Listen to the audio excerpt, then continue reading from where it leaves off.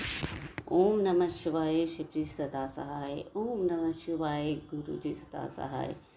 गुरुजी महाराज का भोलेनाथ का ध्यान करते हुए आज हम रुद्र संहिता पार्वती खंड का 9 से लेकर 12 तक का अध्याय पढ़ेंगे। तो चलिए शुरू करते हैं।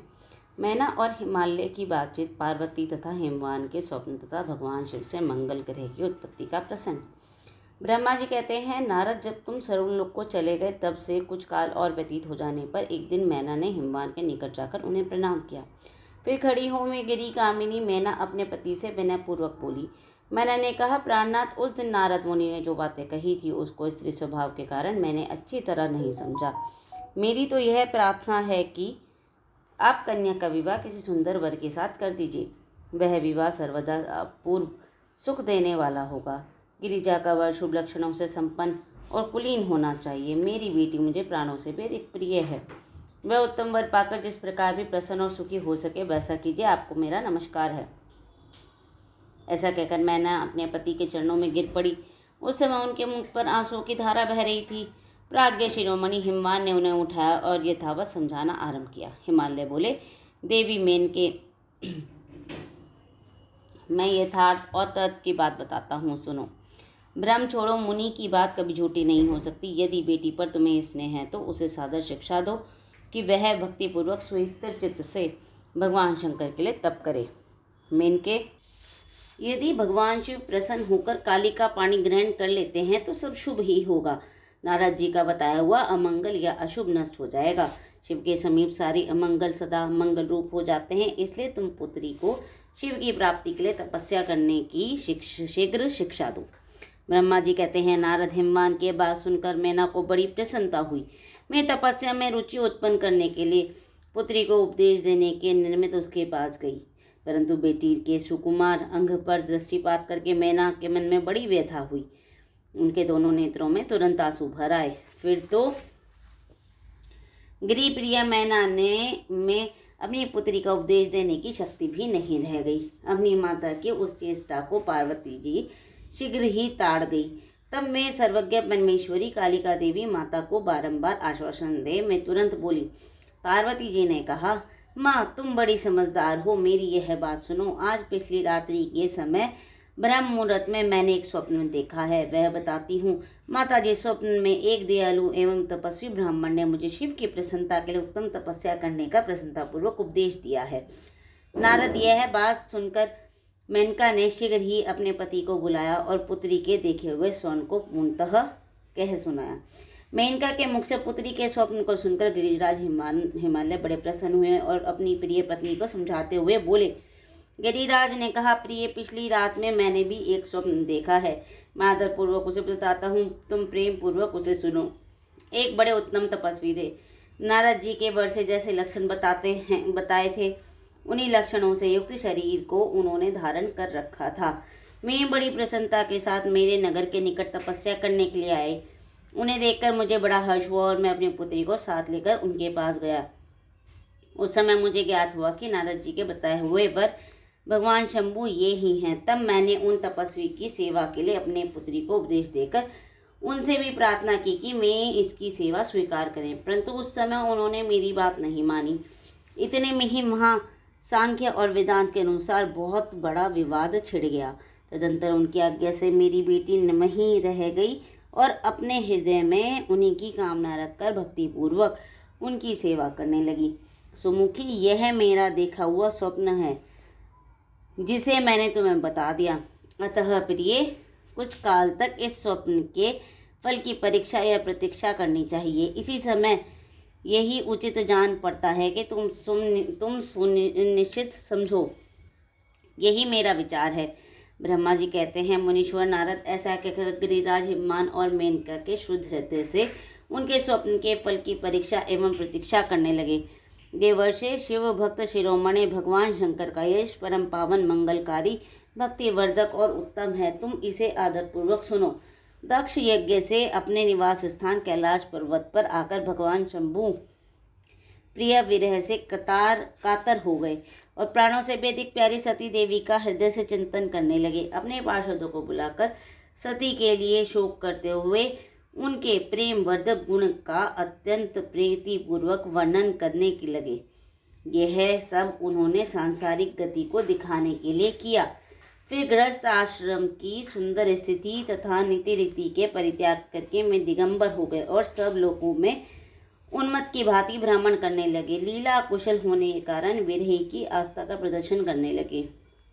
सती के विरह से दुखित हो कहीं भी उनका दर्शन ना पाकर भक्त कल्याणकारी भगवान शंकर पुनः कैलाश गिरी पर लौट आए और उन्हीं को यत्नपूर्वक एकाग्र करके उन्होंने समाधि लगा ली, जो समस्त दुखों का नाश करने वाली थी। समाधि में मैं अविनाशिनी स्वरूप को देख का दर्शन करने लगी।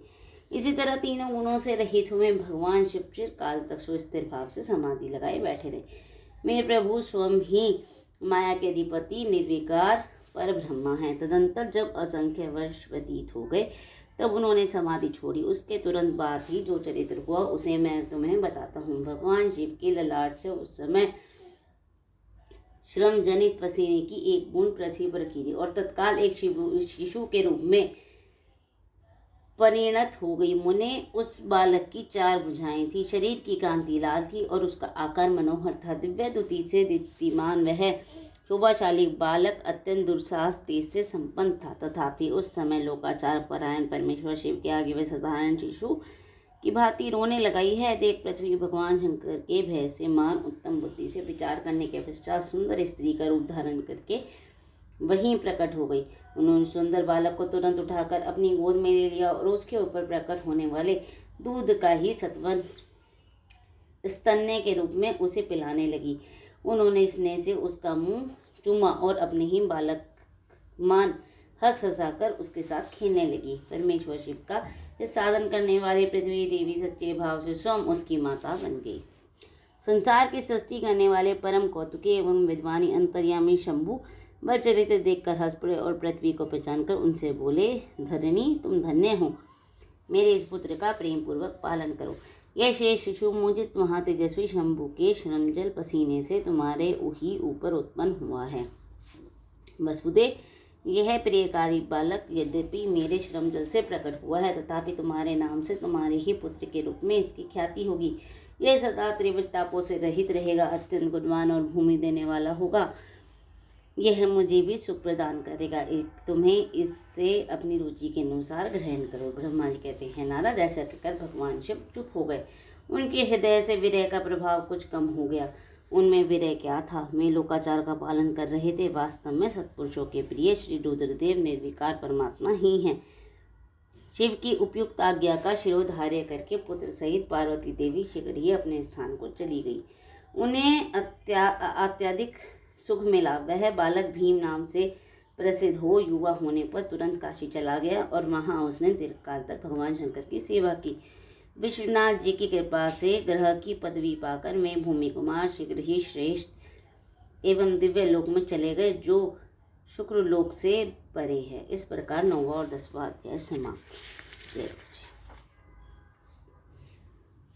भगवान शंकर का गंगा अवतरण तीर्थ में तपस्या के लिए आना, हिमवान द्वारा उनका स्वागत, पूजन और सत्वन और भगवान शिव की आज्ञा के अनुसार उनका उस स्थान पर दूसरों को न जाने देने की व्यवस्था करना। ब्रह्मा जी कहते हैं, नारद, हिमवान की पुत्री लोक पूजित शिव स्वरूपा पार्वती हिमालय के घर में रहकर बढ़ने लगी। जब उसकी अवस्था 8 वर्ष की हो गई तब सती के विरह से कातर हुए शंभु को उनके जन्म का समाचार मिला। नारद, उस अद्भुत बालिका पार्वती के हृदय में रहकर मैं मन ही मन बड़े आनंद का अनुभव करने लगे। इसी बीच में लौकिक गति का आश्रय ले शंभु ने अपने मन को एकाग्र करने के लिए तप करने का विचार किया। नंदी आदि कुछ शांत पार्षदों को साथ में वे हिमालय के उत्तम शिखर पर गंगा अवतार नामक तीर्थ में चले गए, जहाँ पूर्व काल में ब्रह्मधाम से युक्त होकर समस्त पाप राशि का विनाश करने के लिए चली हुई परम पावनी गंगा पहल भूतल पर अवतीर्ण हुई थी। जितेंद्रिय हरने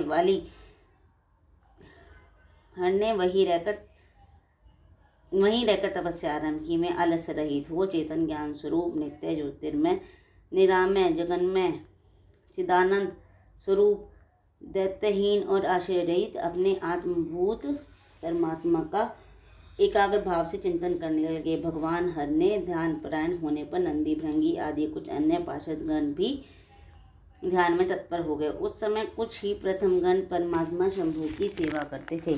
मैं सभी सब मौन रहते और एक भी शब्द नहीं बोलते थे। कुछ द्वारपाल हो गए थे। इसी समय गिरिराज हिमवान उस औषधि बहुल शिखर पर भगवान शंकर का शुभागमन सुनकर उनके प्रति आदर की भावना करने वहां आए।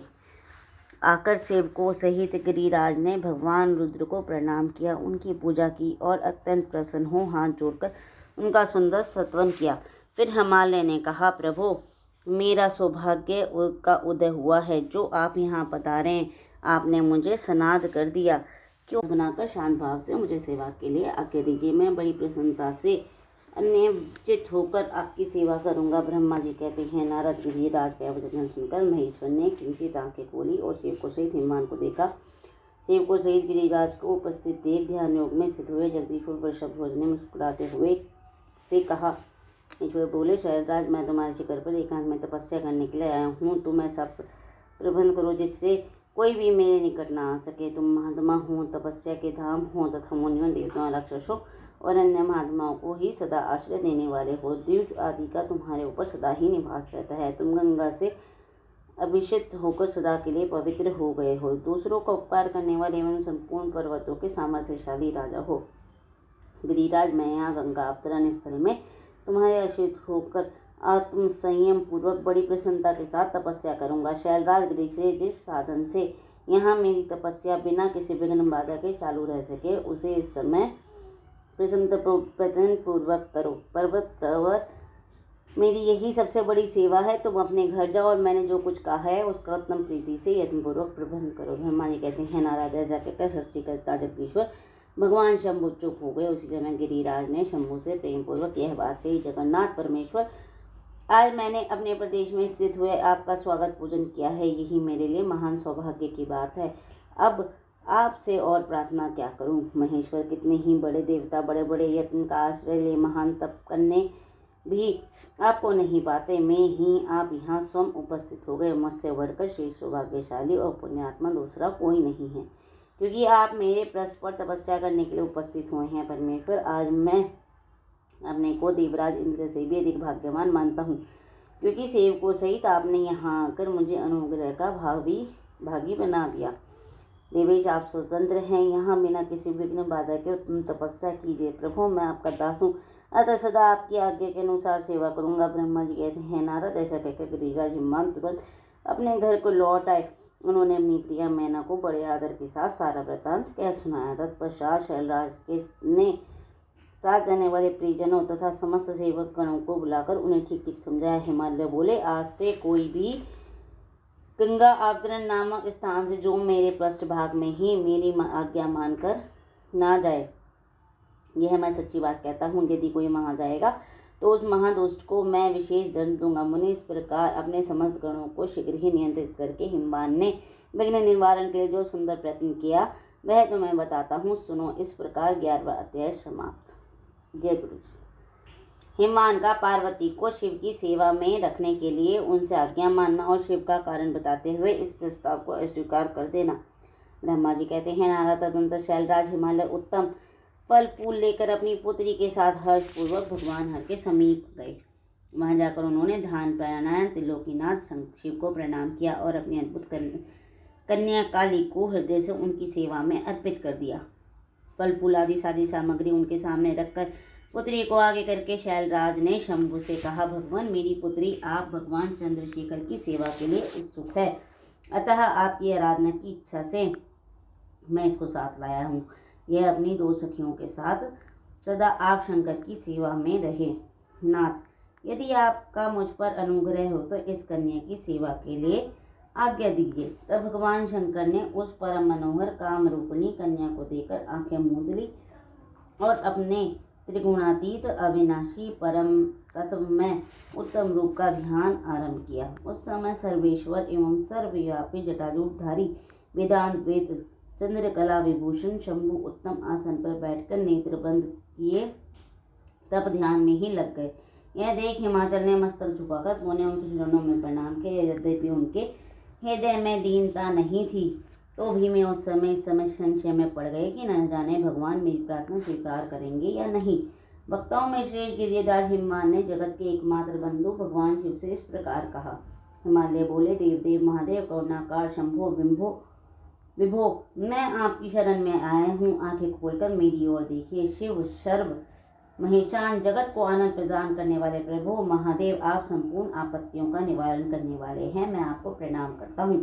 स्वामिन प्रभु, मैं अपनी इस पुत्री के साथ प्रतिदिन आपके दर्शन के लिए आऊँगा, इसके लिए आदेश दीजिए। उनकी यह बात सुनकर देवदेव महेश्वर ने आंखें खोलकर ध्यान छोड़ दिया और कुछ सोच विचार कर कहा। महेश्वर बोले, गिरिराज, तुम अपनी इस कुमारी कन्या को घर में रखकर ही नित्य मेरे दर्शन को आ सकते हो, अन्यथा मेरा दर्शन नहीं हो सकता। महेश्वर की इस बात सुनकर शिवा के पिता हिमवान मस्तक झुकाकर उन भगवान शिव से बोले, प्रभु यह तो बताइए किस कारण से मैं इस कन्या के साथ आपके दर्शन के लिए नहीं आ सकता? क्या यह आपकी सेवा के योग्य नहीं है? फिर इसे नहीं देने का क्या कारण है? यह मेरी समझ में नहीं आता। यह सुनकर भगवान ऋषभ और शंभु हंसने लगे और विशेषतः दुष्ट योगियों को लोकाचार का दर्शन कराते हुए मैं हिमालय से बोले, शैलराज, यह कुमारी सुंदर कटी प्रदेश से सुशोभित, त्वनवंगी, चंद्रमुखी और शुभ लक्षणों से संपन्न है, इसलिए इसे मेरे समीप तुम्हें नहीं लाना चाहिए। इसके लिए मैं तुम्हें बारंबार रोकता हूँ।